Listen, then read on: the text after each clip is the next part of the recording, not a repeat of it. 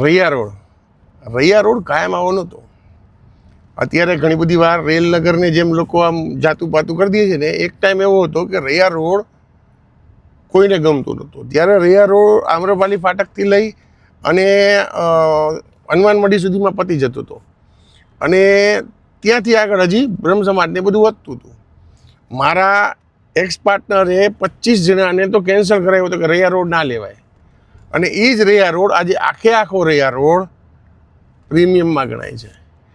એટલે દરેક રોડની કે દરેક વ્યક્તિની વાર્તા જે છે એ આખી ના સમજાય ને ત્યાં સુધી નિર્ણય ના લેવો.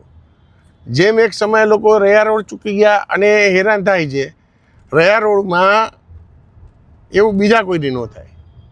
બીજી વાત, રૈયા રોડ ગાંધીગ્રામ ચોકડી જ્યારે કહેવાતી ત્યારે ત્યાંથી આગળ બહુ ઓછા લોકોને જવું હતું, અને તમે શરૂઆતના 500 મીટર જોશો તમને સમજાશે. પણ ત્યાર પછી તમે જોશો તો રૈયા રોડ આજે સુપર સે ઉપર ચાલે છે, અને એના ઘણા બધા રીઝન છે કે સૌથી વધારે બેસ્ટ રોડ છે, સૌથી વધારે બેસ્ટ કનેક્ટિવિટી છે, અને હજી આ રૈયા રોડની વાર્તા શરૂ થઈ છે.